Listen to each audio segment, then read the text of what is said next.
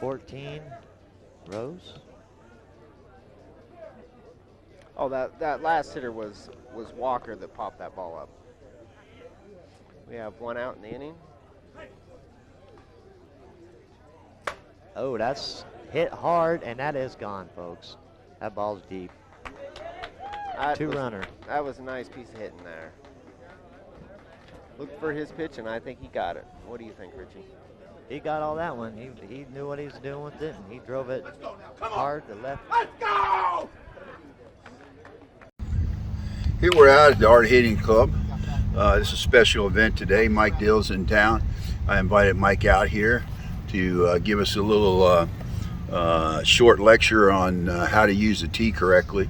And one of the things that I got through my channel are, some of the issues people have with tee work, and I've written some of them down.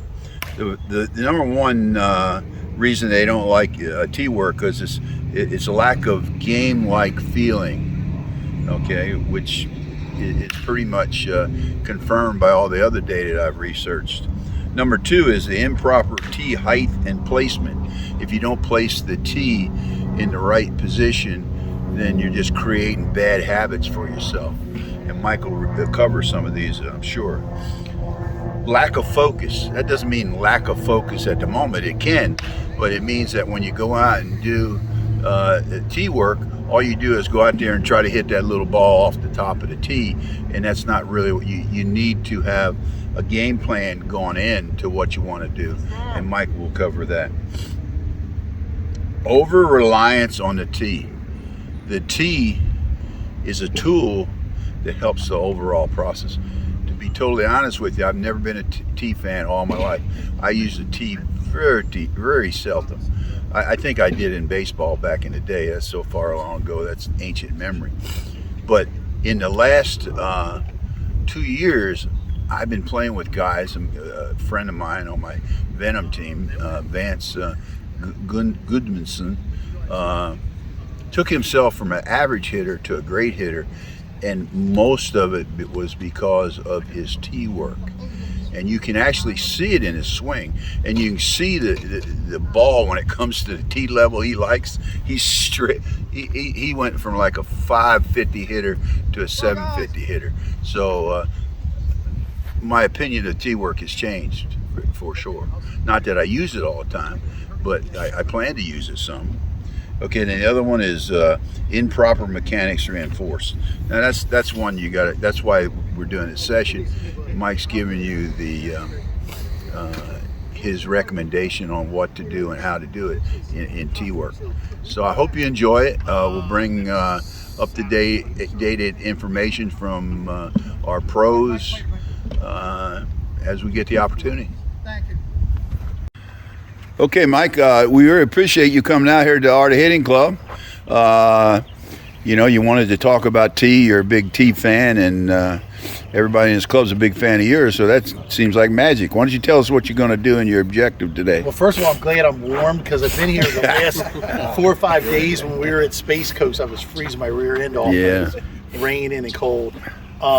So I said to Ed, I said, I think a lot of times, and I teach this at the senior camps, is, there's some guys like a tee, some guys don't like a tee. I'm a big believer in it, and so is Bob O'Brien, who I always think is the best senior hitter in the country. And the good thing about the tee is you can put it wherever you want to put it in the hitting area you want, and you can make yourself, the way I always tell guys is, like if you put the tee, like if I get in the box, like this is usually about where I'll stand in the box, this is about here. Well, if I'm right there, if I'm hitting off that, I got to force myself to go to right field. A lot of senior guys, especially when you're playing unlimited home runs and stuff, everybody's just middle pull all the time. And by doing this is something I believe in. It makes you work the ball to all fields. And something else, Ed, if you ever decide to go hit off a tee, there's like a 1-minute video. It's a Tony Gwynn tee video. Watch that before you go hit off a tee. Because what he would do is he'd set the tee up here, okay? And what he would call it, when I'm at home, I'll start back here. Like even get back here. So that way I'm still standing. So then when I swing, I really got to bring it to try to hit it that way. You got to force it. You're going to take some ugly swings doing it, but what it does is it makes you get better, makes you concentrate, so you can handle every pitch. So, but basically, there's 3 spots where I put the tee. Right here, and what I do is each 3 spots I go a high and a low. I'll go a low, then I'll max out high. My other tee goes higher, but I go here, and you'll see that in the Tony Gwynn. Then I'll go here, drive balls up the middle, and then I'll go here, which is the pitch everybody wants, which is out in front. So you're getting out in front, so you can pull it and you can drive it. But start off here, and I learned that too. As a young player, I went and heard Dirk Androff. Everybody remembers Dirk Androff, right? The guy, he was so good at hitting the ball over the park. He would take his BP, and I do the same thing. When I take my BP when he went live, I sit out my first 5 to 10. I'm trying to hit backside, everything backside, so I let the ball travel deeper. So that way, keep my head on it. Because if you come up here, just free swing, pulling it, your head's gonna pull out and everything. Start out staying behind the ball and here. So I'm a big tee guy. A lot of guys don't like it. You Canadian guys I've seen, when they've come and hit off it. Yeah, I am a little bit. Beat the heck out of my tee. I had to stop them because they were tearing the top out of this. Sounds like my swing. Yeah. We're hockey players. Yeah, I know. I was like, that was a gift from my. Oh, so you think the top is the puck or what? And that was a gift from my mom. I was like, do you want me to have to call my mom, tell her that she tore this up? That was a Christmas gift. But yeah, what I want to do today is kind of show you guys, like, to do some tee stuff and do that. Mike, big question. Yeah. When you're taking batting practice and you want to practice going to right field, but your pitches, some of the pitches are inside. You can't. I'm going to show you that. So because would you develop a bad habit if you're trying to go all the time to right? No, like, I'm gonna show. Hey, can we grab a bucket of balls? You need balls? We didn't bring any. Oh God, I hope so. So, and this is one thing. Like I don't know if Gary heard this at the scene. When I get in the box, okay, and this is actually a good thing. So come over here for a second. Take my bat, take the ball. Get in there like you're going to stand in, like you're going to hit. Okay. Okay. Now extend your bat out like you're extend it all the way, like you're going to hit it. Like out this way, like it's an outside pitch. That's actually pretty good.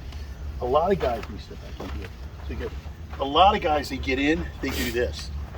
They'll get in the box. They'll address the inside corner. Does anybody do that? Nobody does that? So come around here. When I dress the inside corner, I'm extending. Put your chest right against the outside of my bat. Look where his toes are. You have your bat come out that far? No. What I was showing, a lot of guys do address the inside corner of the plate for whatever reason. And then you're not going to swing the pitch out here. But what happens is, on an inside pitch, they get sawed off. So I'm getting to my point. What I do is when I get up, I am Catholic, but I make a little cross like that. And instead of addressing that corner, I address that corner. So now come back out here. Put your chest against. See where I am now? So now here's what it does. I could still take a pitch that's middle half in by using my tee, whatever. I can still take it and I can hit it that way. Let me ask you a question. Now, what's the difference of what I completely understood what you said there, but I always, since I've been getting in the box, I stand like you do and make sure that my bat reaches the corner, the outside of that plate, and that's what you just showed there. Yeah, why couldn't you just start like that and say, put your bat out? Because I just had a habit. So it's just a habit. I'm asking the technical. I mean, it's a habit, but the end result is what you want. You want to be able to hit the outside corner. Do just to remind me. No, okay. But here's one thing will happen: is just say you hit a ball, it's a foul ball. I'm running for foul ball. I come back, my mark is still there. So all I'm doing is head down right there. Then I'm set, and I'm at the same place. I don't have to go out. Just something I do. So you have a very short stride, if any at all, right? Yeah, I have a loop with the senior pitches. Well, we're going to get a lot of shots of that. The higher it goes, the more leg kick I have. But when I played U-Trip, or when we even you trip senior because it's a flatter pitch, it's just get your foot down and go. But yeah, that to answer your question, I stay off the plate because it does two things. It allows me to take the inside pitch to right field, like hit it right at that wagon. Or the other thing is, as we age as athletes, it gives me more room in here on a inside pitch. I can clear my hips to get the bat head out in front because as we're all senior guys, we're slowing down, so it gives you more room to work with. Now, are you moving that? You're going to show the locations of the tee when? Yeah, I'll do it right now. Right here. I'll start out there, and literally, I take my wagon and I take my wagon and I put some music on. And I'll start here. Hey, you might want to move over a little bit. Dude, you really think I was going to stand there? Shit, I may be crazy, but not that crazy. Hey, you don't be too cute. And I always set the tee up or set the ball up so the logo's there. Because it's like, you guys ever see The Patriot, Mel Gibson? Oh yeah. Okay, aim small, miss small. Don't try to hit the ball, try to hit the logo. So that's why I always put the logo right there on every swing. Bear with me, I haven't swung a bat since Vegas probably.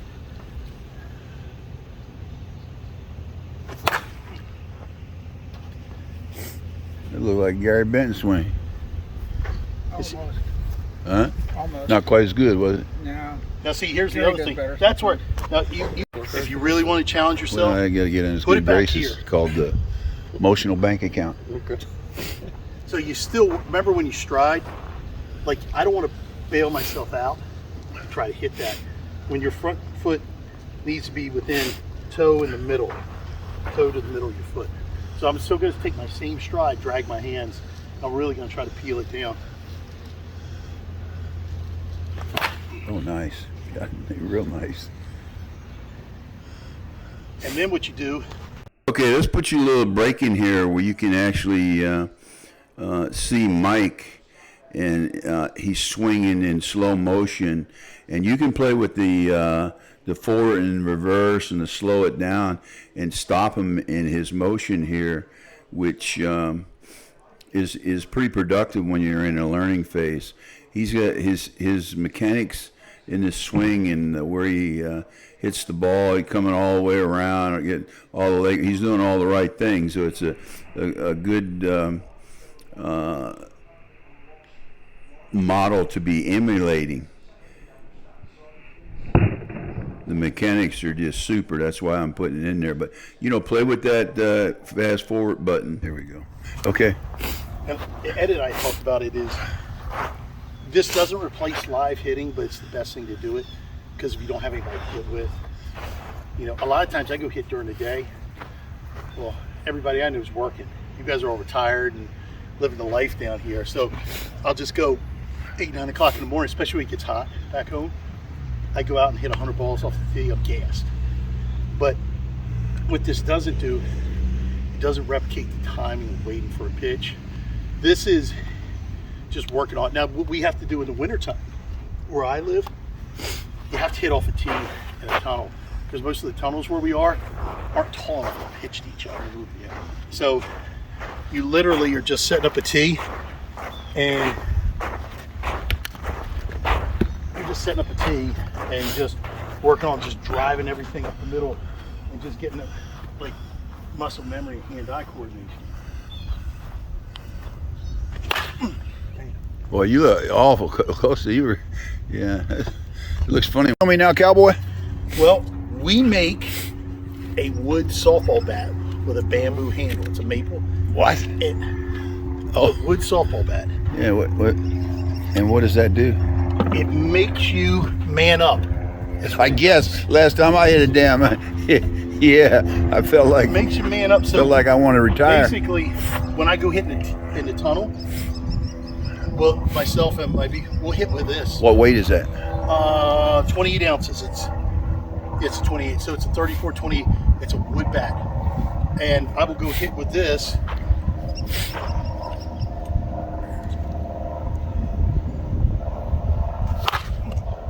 You have to really stay on it and hit it. but if you can hit with this, you can, when you take a round with this and then you hit your regular bat. Oh yeah, nice hit for a damn wooden bat. So, but yeah, if you guys want to try this too, but it's just something different. It breaks up the monotony of just hitting the same thing all the time. It challenges you. So Mike, how old are you? I'm 58. 58. Well, you come to that magic number 60. Getting close. Yeah. I'm from, hometown is Harrington, Delaware. Yeah, you from that damn Phil Farmer hometown. Ooh, yes. Look at my phone went chaotic.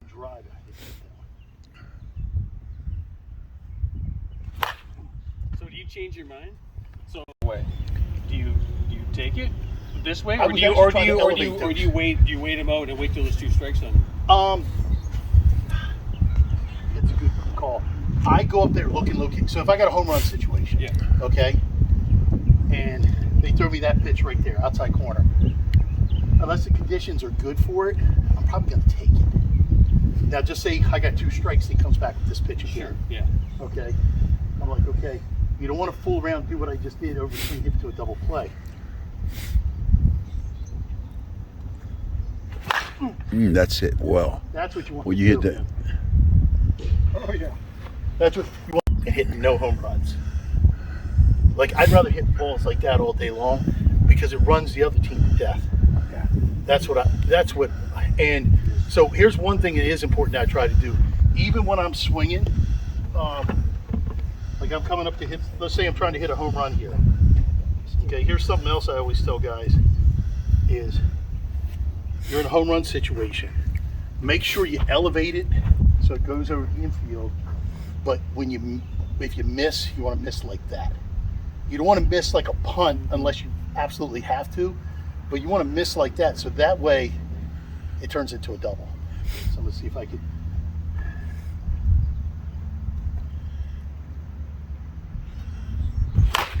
Damn, that's it. Yeah. Like that was a ball I should say, okay, I want to be a line drive or a home run. So that way my miss is like that. So that way you're working for the guy behind you. And if you get to second base, then the next guy's got the whole field to play with because he won't hit into a double play. The tough part of that is that the ball's coming in an arc. You don't know if it's going to come a little deeper or come there, and you got to wait right there. So that's a heck of a transition from just there to now I got to make sure I know when it drops there. Does that make any sense? What I'm saying? It does. And so how do you get through that? lots of practice. You know, I think I always like to quote OB a lot, but I think everybody else does, even Frank here. It takes 10,000 repetitions to become an expert at something. And so think about how many swings guys have taken. And here's the thing, you guys don't stop. You pretty much go all year, right? So for me, I haven't swung a bat. I did a few times at the senior camp in November, but basically I haven't played or swung a bat since September. So just kind of, we get to play a lot. Now, if you want some reinforcements over what you heard from Mike here, go into the write-up and you'll see the 5 negative things that are, attributed to T-work, but also give you explanations of what they do in the positive sense and explains, what to do. So, and there's other videos out there, so I hope you enjoyed it. We had a great time with Mike. He did really well. There's a video coming out talking about how they're having a big release and promotional at Vieira in Florida in February. I think it's the 20th. Look for that video coming out. So I hope you enjoyed it, but please hit subscribe. You guys are falling off. I'm a few hundred away from 2,000. Give me a help, big guys.